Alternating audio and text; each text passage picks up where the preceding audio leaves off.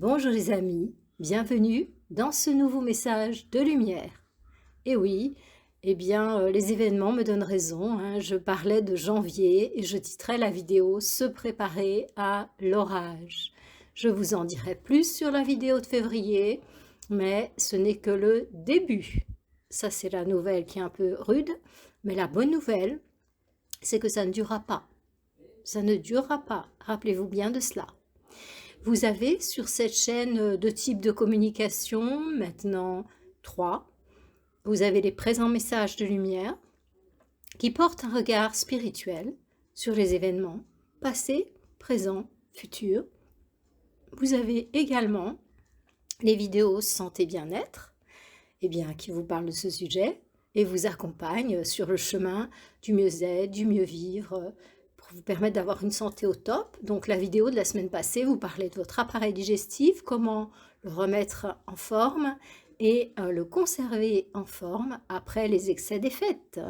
Voilà.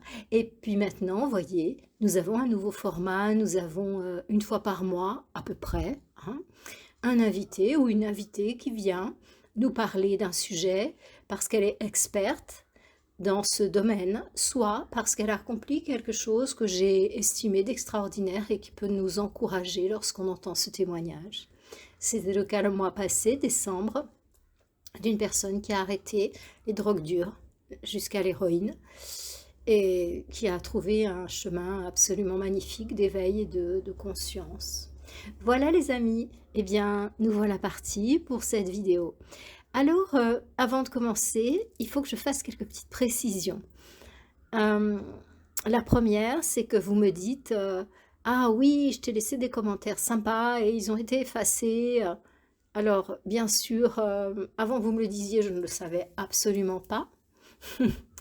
Donc, apparemment, je peux avoir ce type de piratage sur ma chaîne. On est en train de, je ne peux pas trop en dire, mais on est en train de remonter ce qui se passe. Mais voilà, je suis désolée, bien évidemment, c'est pas moi qui efface vos témoignages, vos commentaires, pardon. Et donc ne le prenez pas personnellement parce que je suis profondément désolée de ça, d'autant plus que moi-même je ne vois pas ces super commentaires que vous me laissez. Donc voilà. Ne le prenez pas pour vous personnellement parce que c'est pas moi qui ai fait ça. Et je vous remercie pour ces gentils commentaires. Et voilà. Donc le deuxième point que je voulais évoquer là maintenant, c'est que parfois on me dit que les messages de lumière ressemblent à une voix d'IA. Mais non, je ne suis pas une IA. Je suis simplement en état de conscience modifié, on va appeler ça comme ça, lorsque je fais les messages de lumière. Si vous voulez, je me mets en canal par rapport à moi-même, ma propre partie lumière. Donc ça me fait me mettre en état différent. Et aussi en canal par rapport à ce que je dois voir, sentir, entendre comme communication. C'est pour ça que parfois, peut-être, j'ai une voix un peu différente, mais je ne suis pas une IA. Surtout pas, surtout pas. J'aime vraiment pas ce mode de fonctionnement où on appelle un standard, c'est une IA, elle nous rend fous. C'est vraiment pas mon truc, voyez-vous. Je ne dis pas que l'IA ne soit pas utile et que je ne l'utilise pas, c'est pas ce que j'ai dit. Mais en ce qui concerne le fait de parler et d'avoir un contact humain, c'est important pour moi. Voilà. Et la dernière information qu'il me faut vous communiquer, c'est que je suis actuellement dans un monastère en Inde et du coup, je ne suis pas dans les conditions habituelles pour enregistrer.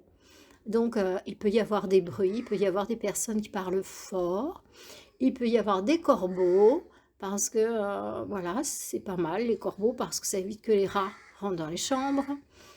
Donc, on les laisse là. Qu'est-ce qu'il peut y avoir? Les gens qui parlent fort, les corbeaux, éventuellement les travaux, les bruits, enfin, c'est l'Inde, quoi, voyez. Donc, voilà. Alors, aujourd'hui, je vais vous parler justement du déploiement de cette activité sur la Terre, de tous ces excès. Donc, sachez que nous sommes dans une période d'excès, certains diraient jupitérienne. Franchement, je n'ai pas regardé la carte du ciel, je ne sais pas ce qui se passe avec Jupiter en ce moment. Mais d'un point de vue énergétique, c'est ça en fait. On est dans les excès, on est dans les extrêmes. Hein. Donc vous voyez ce qu'a fait le président des États-Unis. Ben, il est revenu à l'époque du colonialisme en fait. Et il a attaqué un pays, il a dit bon bah c'est moi le chef maintenant, et il a pris le... c'est absolument sidérant quoi. Il a enlevé le président, et puis apparemment, enfin je ne suis pas à la minute, mais apparemment il va mettre des personnes à lui au gouvernement, et puis fini, terminé quoi. À l'époque on n'appelait pas ça une colonie, on appelait ça un protectorat. Mon Dieu. Bon, je ne vais pas épiloguer là-dessus parce que c'est pas mon registre de compétences, mais en fait, bah, toute ma compassion pour le peuple vénézuélien par rapport à ce qu'ils vivent, voilà. Et c'est ça, d'avoir les plus grosses réserves de pétrole du monde. Et bien voilà, quand certains en ont besoin, ils arrivent et puis ils prennent le pays. C'est absolument... c'est sidérant, quoi, vous voyez.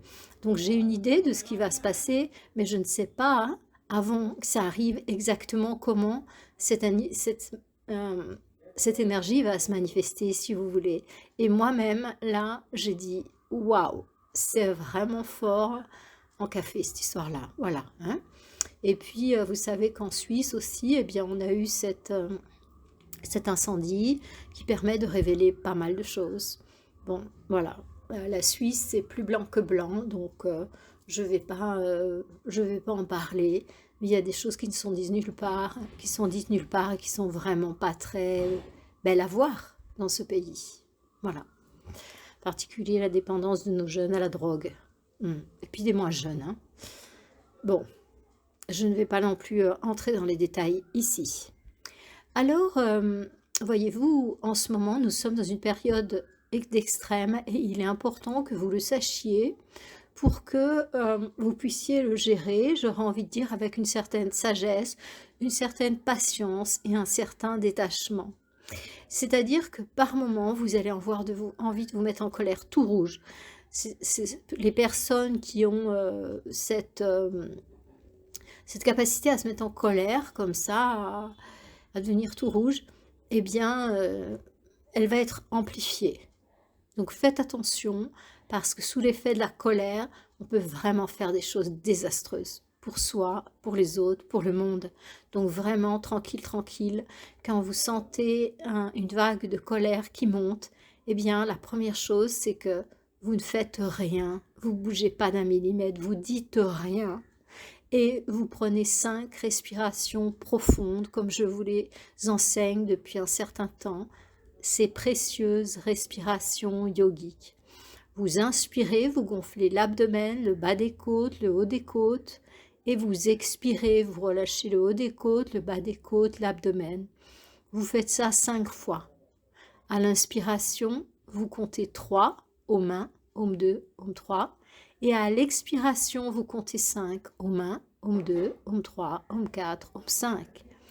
Vous en faites comme ça 5 à 10. Entraînez-vous tous les soirs avant de vous endormir. Ça vous permettra de libérer les tensions émotionnelles de la journée.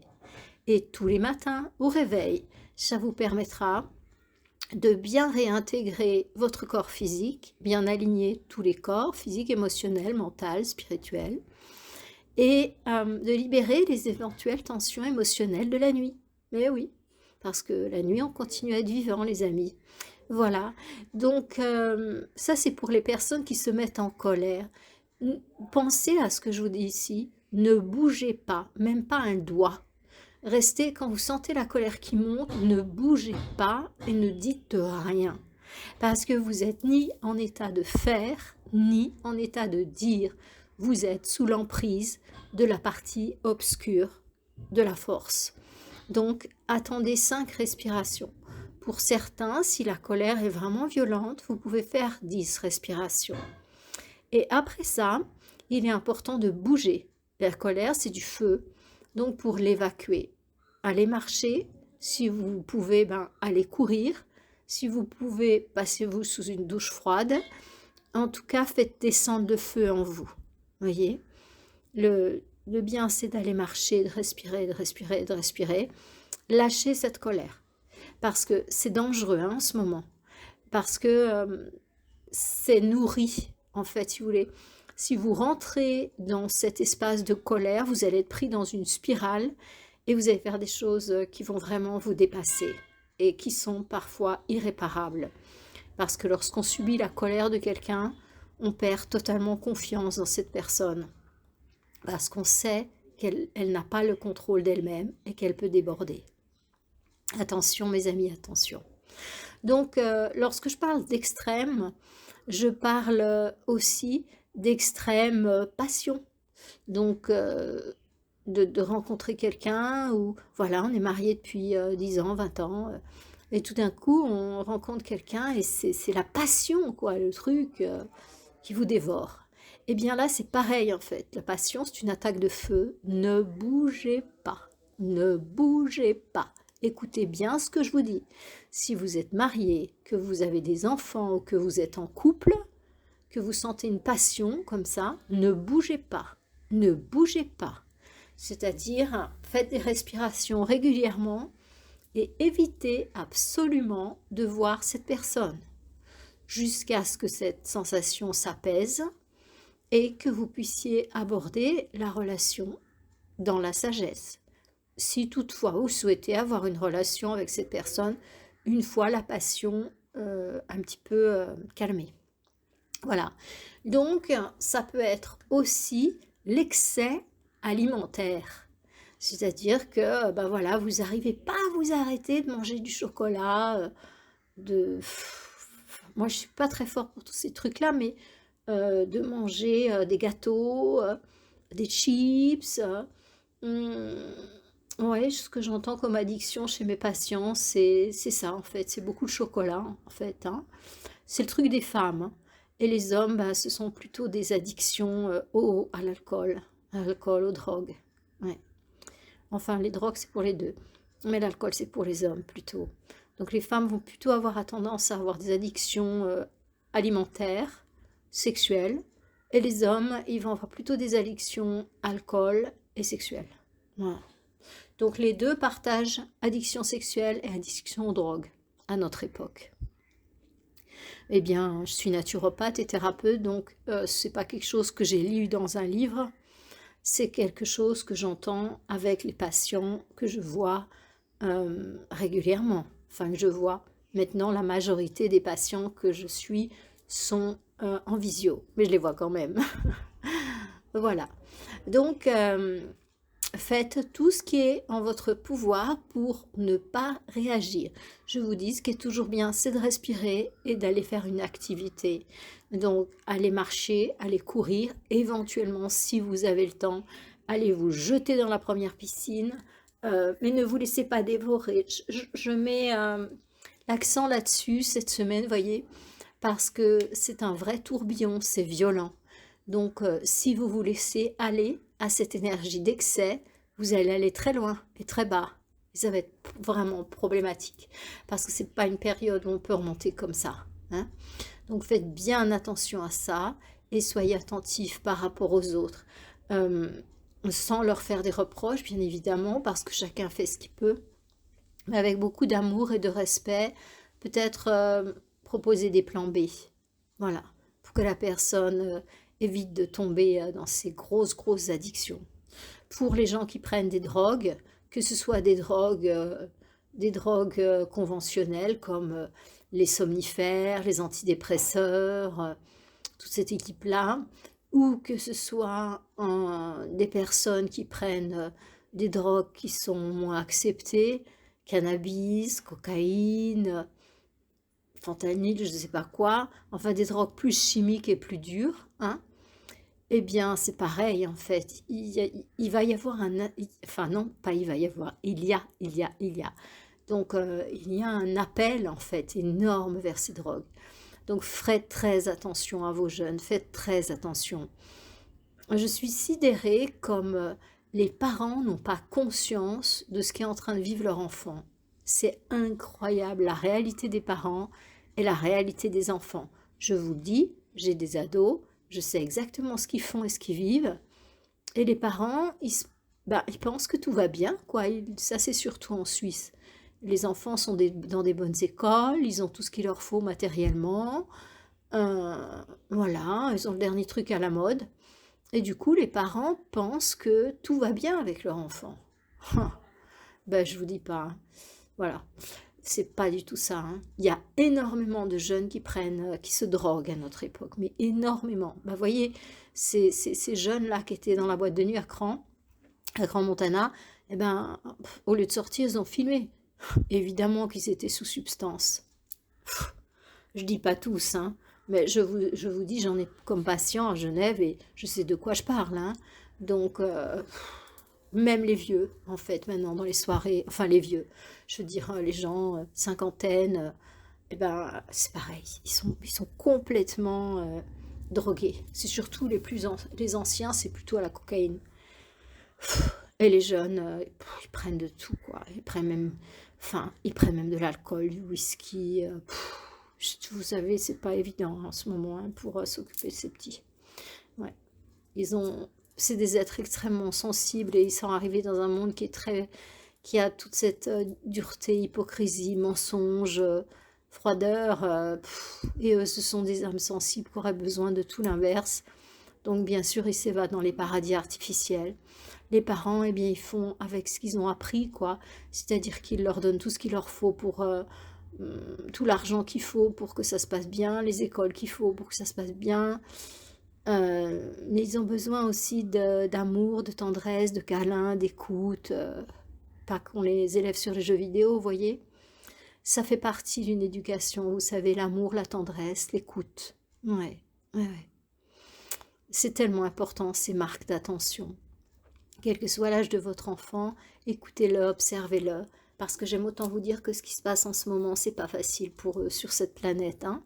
Et ce sont les générations Covid. Ouais, ouais. Alors, donc, voilà. On peut avoir aussi un excès de sommeil. Vous voyez, j'espère que je me fais comprendre, en fait. C'est vraiment une énergie d'excès qui fait que tout est dopé, en fait. Ben pourquoi? Pourquoi? Parce que, tout simplement, nous sommes en train, enfin nous, l'énergie est en train d'augmenter sur Terre, voyez-vous. Et les forces de la lumière sont en train de revenir depuis le printemps 2024. Elles sont en train de revenir, elles avancent tout doucement, heureusement, parce que sinon, mon Dieu, on ne saurait plus quoi faire avec notre système nerveux, avec nos bas instincts. Donc, eh bien évidemment, comme il y a ces activations, tout en nous est augmenté, voyez-vous. Donc, l'excès d'amour, de compassion, de bienveillance, tout ça, ça va, tout va bien là. Mais lorsque il s'agit d'avoir aussi nos bas instincts qui sont amplifiés, ça complique, ça complique. Donc, au jour d'aujourd'hui, je suis désolée pour les gens qui ont la valeur liberté, mais tolérance zéro, hein. Tolérance zéro par rapport à ces comportements addictifs. Ne vous laissez pas aller, hein. Non, non, non. Ça doit pas être négociable, cette histoire-là. Ça doit être non, je ne veux pas tomber là-dedans. Je vous dis, c'est un tourbillon. Donc, ça va vous emmener loin. Ça risque de vous emmener loin, vous voyez. Et comme ça se joue aussi au niveau collectif, puisque tout le monde est dans le même bain, tout le monde est dans la même énergie. Donc, en fait, cette énergie, elle est là pour nous faire grandir et pour accélérer notre croissance. C'est-à-dire que là, l'addiction ou le comportement, enfin la colère, tous les débordements, en fait, que vous avez tendance à... les peurs, eh bien, elles vont être là devant votre nez, mais en version plus, vous voyez. Donc, si avant, vous aviez peur de manquer et tout ça, eh bien, là, ça va être à l'extrême. Donc, pour cela, eh bien, essayez d'avoir la foi. Lisez des livres qui vous parlent du champ quantique, de la matrice, et qui vous expliquent que l'humain est un créateur et que cette matrice quantique, comme on l'appelle, c'est un grand laboratoire. Et chacun d'entre nous est dans ce grand laboratoire et il peut choisir les ingrédients qu'il veut. C'est-à-dire qu'il peut aussi bien mettre dans sa nourriture du poison que les mets les plus délicats. Parce qu'il y a tout dans le champ, il y a tout. C'est indifférencié si vous voulez. Il y a aussi bien le positif que le négatif. Et oui, nous sommes dans une dimension de dualité. Le jour, la nuit, masculin, féminin, nous vivons dans la dualité. Et du coup, comment s'étonner qu'il y ait dans ce champ quantique la dualité aussi. Donc en fait, nous vivons ce que nous-mêmes choisissons d'attirer à nous. Mais c'est pas si simple, parce que c'est pas notre mental qui décide. Oui, je veux être riche, je veux être beau, je veux être jeune tout le temps, je veux être en pleine santé. Eh bien, oui, d'accord, mais votre voisin et tout le monde veut ça dans votre ville.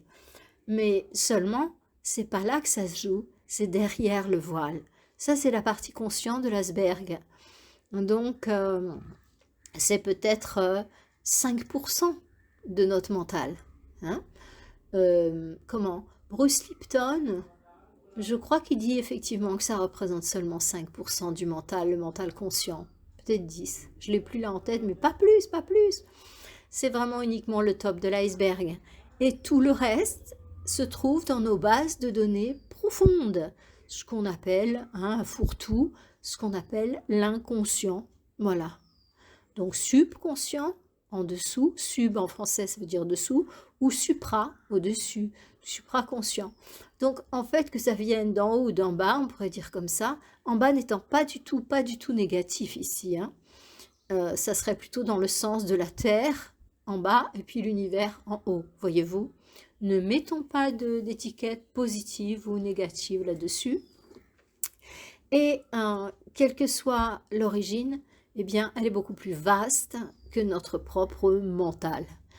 Et du coup, eh bien, c'est à ce niveau-là que nous avons emmagasiné, engrammé les différents schémas qui font que par loyauté familiale, par exemple, eh bien, je suis dans un schéma, je suis pauvre, je peux pas être, je suis pauvre, je suis pas respectée.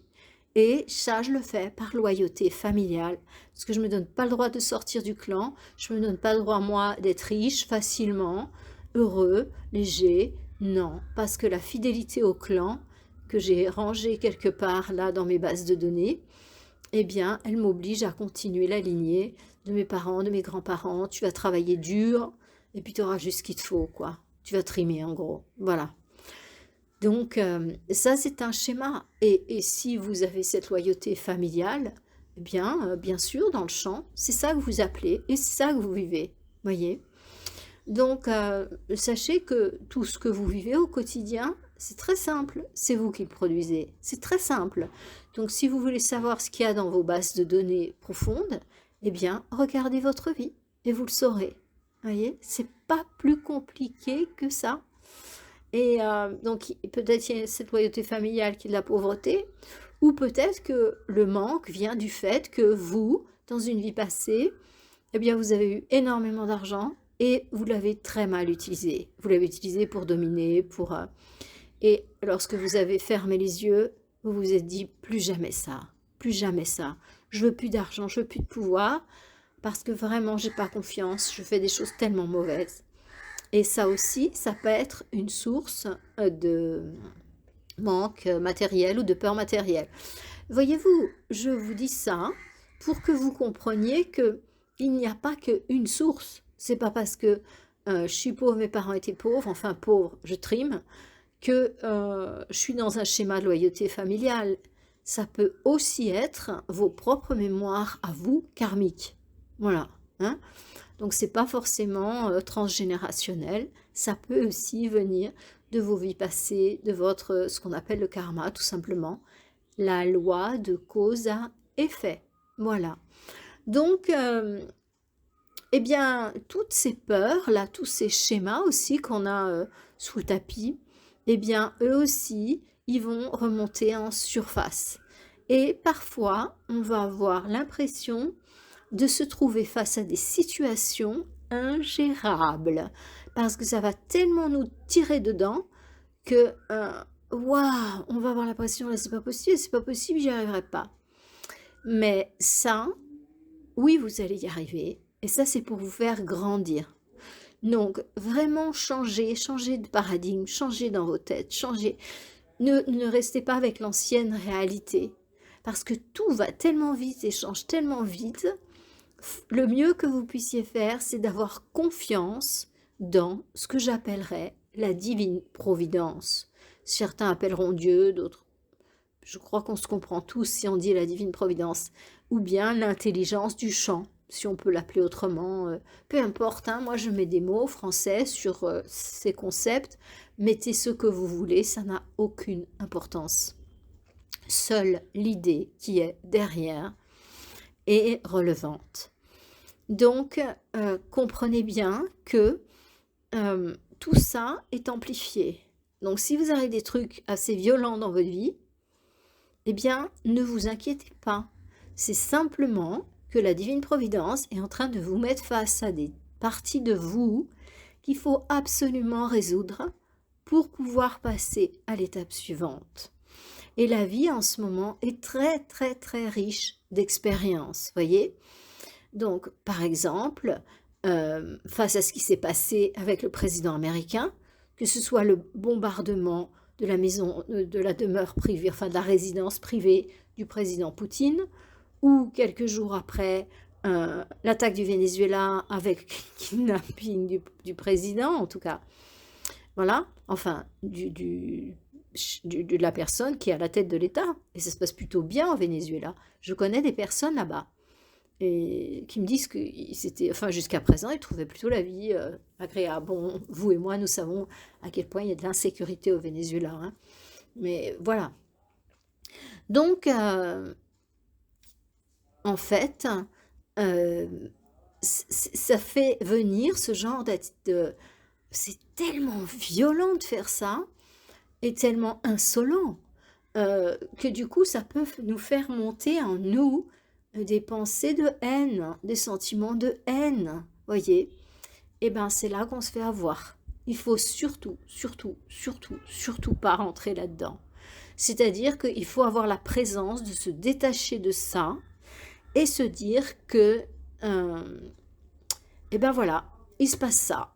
Et c'est regrettable, mais moi, je continue à grandir, je continue à m'occuper de ma famille, je continue à faire de mon mieux au quotidien et tout va aller bien. Et si ça me rend tellement nerveuse, nerveux de voir l'attitude de cet homme, eh bien, ce que je fais, c'est que je ne regarde plus. Voilà.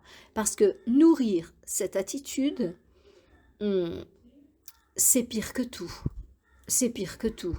En fait, ça nourrit tous les égrégores sombres qui fonctionnent à partir de la haine. Voyez? Donc, c'est vraiment, vraiment, vraiment pas une bonne idée à notre époque.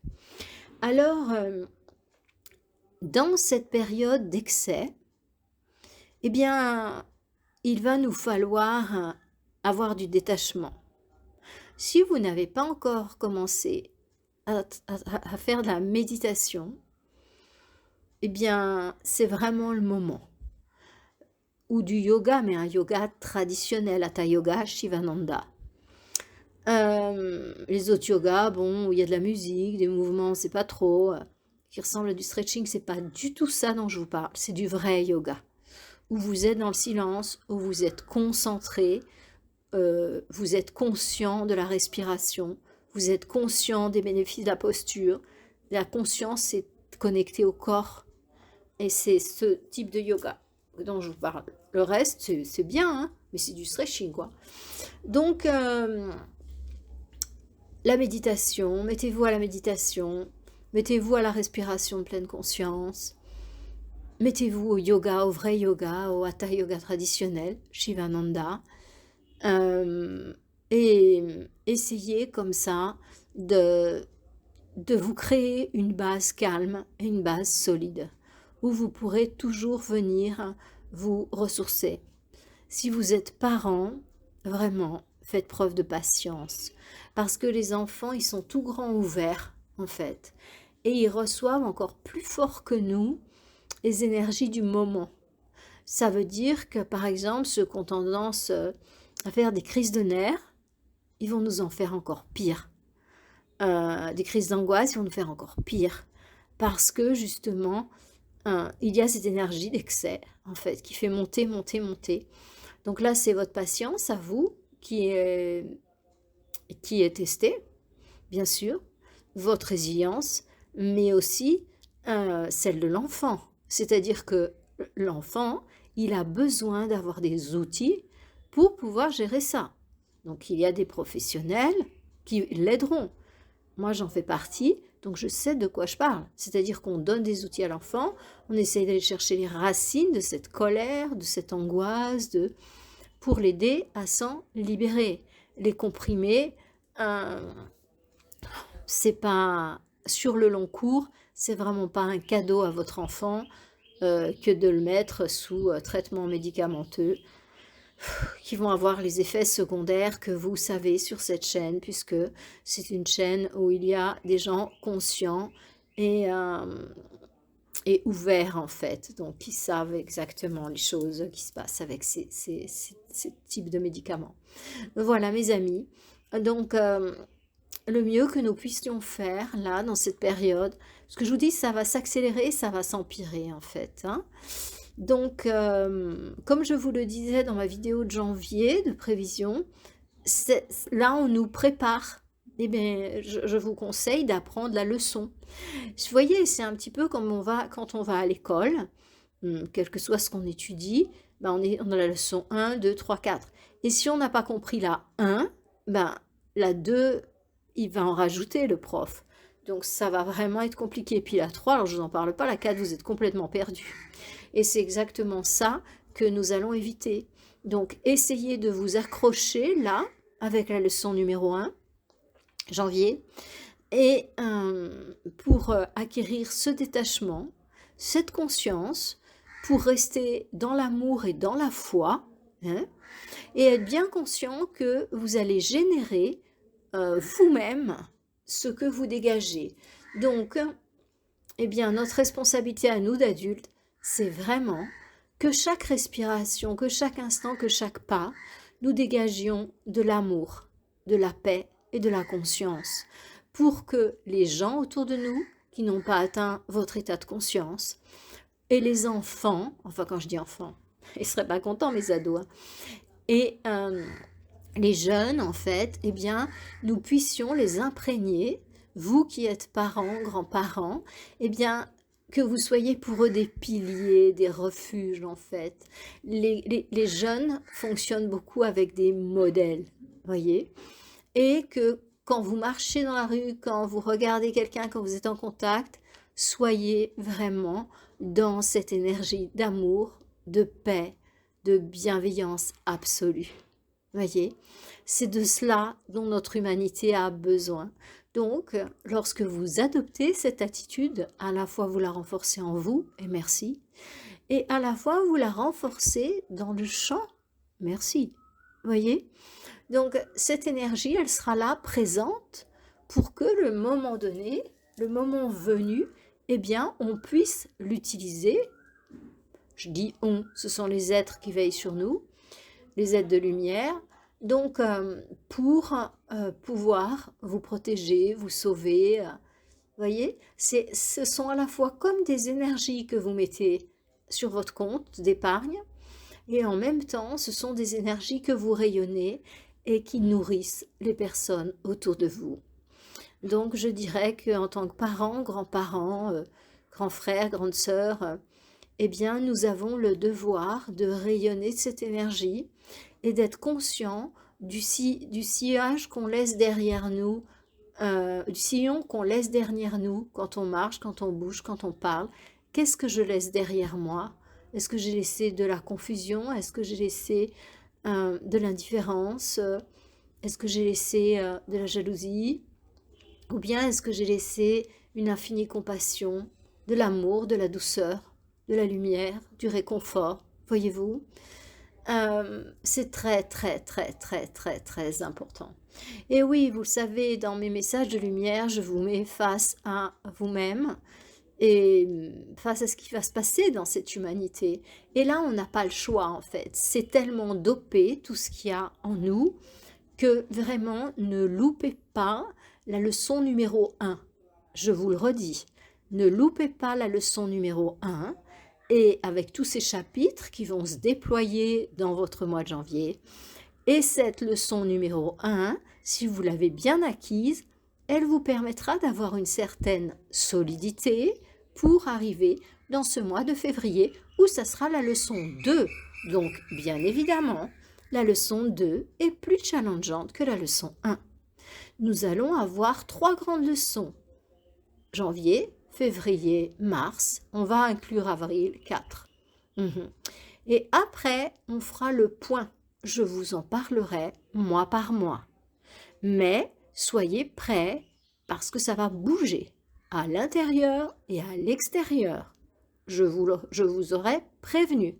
Et le fait que vous soyez capable d'accueillir ça avec de la distance, eh bien, ça va permettre que vous restiez droit dans la tourmente et que, au lieu d'être blessé d'un point de vue symbolique, eh bien, vous allez être grandi.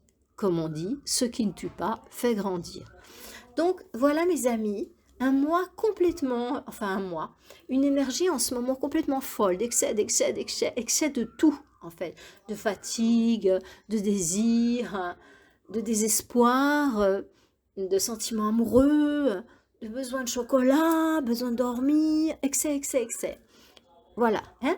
Donc je vous préviens, ça ne vient pas de vous, c'est une énergie qui est sur nous en ce moment pour nous permettre de révéler le meilleur de nous-mêmes.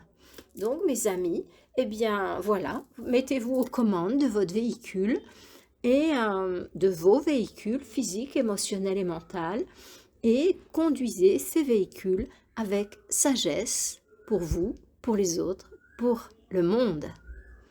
Eh bien, mes amis, je vous souhaite une excellente une excellente semaine. Hein, et je vous dis à dimanche prochain. Vous aurez un numérologue qui s'appelle Richard Albacete qui viendra décrypter en tant que numérologue l'année 2025, année 1. Intéressant, n'est-ce pas? Voilà mes amis. Bien, si vous avez aimé, vous savez, vous likez, vous me laissez un petit commentaire, ça me nourrit vraiment vos commentaires. Ouais. Si vous n'êtes pas abonné, abonnez-vous et surtout partagez parce que plus nous serons nombreux à aller dans le même sens et plus cette énergie va être renforcée dans notre belle matrice, sur notre belle terre. Ensemble, mes amis, construisons ce nouveau monde dans lequel nous croyons et que nous aimons déjà. Il est déjà en nous quelque part et il existe déjà en vrai. Mais voilà, je vous souhaite une excellente semaine à vous, à votre famille. Namasté.